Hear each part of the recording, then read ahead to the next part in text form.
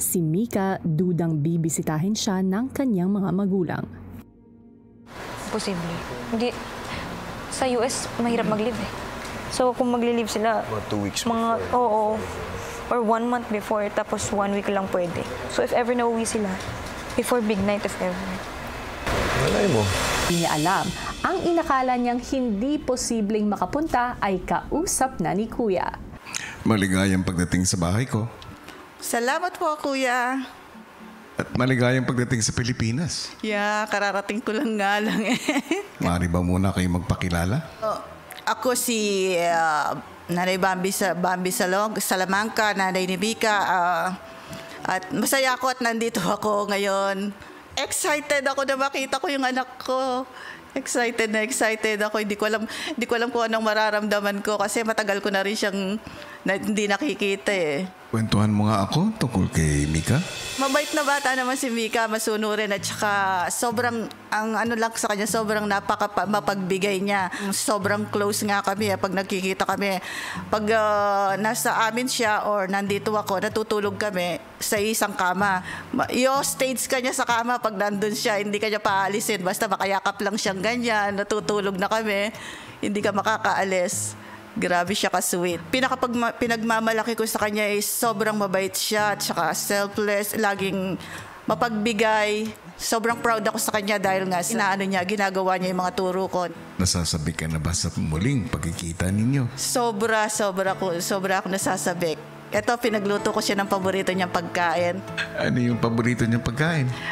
Toge. Nung bata siya, nagpapaluto siya ng ganyan sa tatay niya. Ang tawag niya sa toge is number 9. Bakit number 9? Kasi yung toge parang ganyan siya, di ba? Yung may ulo siya, tapos mayroon siyang pababa. So, bata pa siya noon eh. Number 9 na ang tawag niya sa toge. Bukod sa paboritong number 9 ni Mika, isa pang sorpresa ang balak ipakita sa kanya ni Nanay Bambi. Matapos makausap ni Kuya ay pumasok na nga sa loob ng bahay si Nanay Bambi. Maya-maya habang nasa living area ang mga housemates at ang Mommy Mariel ni Brent. Hello, Mika. Kumusta ka na dyan, anak ko? Nandito lang kami, tuloy-tuloy sa pagsuporta at dasal para sa'yo. Mahal na mahal ka namin. And see you soon, baby ko. Thanks, Kuya. Ilang taon na silang din nakikita? May isang taon na ba? Umuwi po yung parents ko po nung Pasko po. Oh, yeah. 5 minutes. 5 minutes. Oh, sige na. Ano lang? Ano? Ilang saglit pa, Take your time, Mika. Oh my God! There's no way. There's no My way. God! There's no way. Umuwi yung mom niya. No way! Cause every No, song no just way. reminds me Legit! of you and it kills me. Though it wasn't Legit nga yan! letting you go. Cause every song just reminds me of you and it breaks my heart. You still hear the way Pinagdala kita ng gatas ng Hindi ako makapaniwala. Balik ka umuwi. Okay lang ba na umuwi ka? Oo. Ay, yung amoy mo!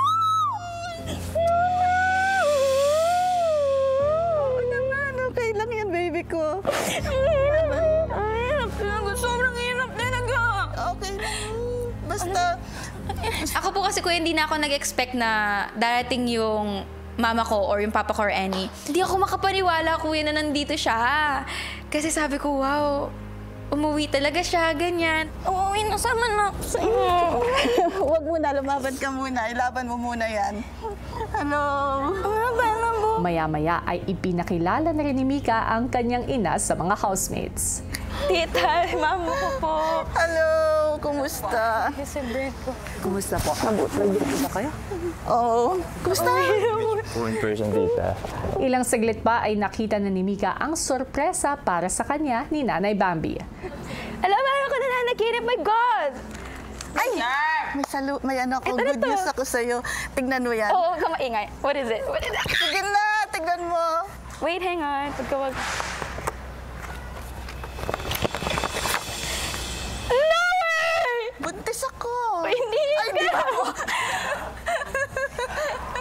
ano kasi, na magkakaanak na yung kuya niya. Sabi ng kuya niya, ibigay mo kay Mika to, sabi niya. Eto siya. Eto yung baby. Oh no! Ready na yan! Yeah. Ilang months na? I think 3 months na. Oh my God! May pamangkin ka na. Pinapangarap mong pamangkin, ayan na. Oh my God! Ang liit! Liit. Ayan. May na-expect. Hindi kita yun. Kanina sinasabi na Isnir na parang baka mamo, ganyan. Tapos ako parang na-hurt ako kanina kasi ayoko i-expect. Kasi alam ko, busy kayo. Sa loob ng bahay, pinagsaluhan naman ng mga housemates ang mga dalang pagkain ni na Mommy Mariel at Nanay Bambi. Number 9, kain kayo ng number 9. Ba't number 9 po? Mukha siyang 9. Mukha siyang 9. Tingnan mo yung Hindi din nila toge. naiintindihan ng bata ko kung bakit siya number 9. Pero mukha siyang number 9. Ay, ikaw na ano nang... Sa PBB lang pala ako makakakain ng kalderetang masarap. Wow. Ay, hindi bumubog. Super sarap po. Pagkatapos kumain, nagkaroon pa ng pagkakataon para makapag-usap sina Mika at Nanay Bambi. Manalo't matalo, panalo ka na ha. Huwag mong i-stressan ang sarili mo. Okay lang yan, yung pinakita mong kabutihan dito sa loob at saka yung nakisama ka, doon palang panalo ka na. Pero kung lalaban ka, lumaban ka, alam namin mahirap, pero ilaban mo lang hanggang makakaya mo.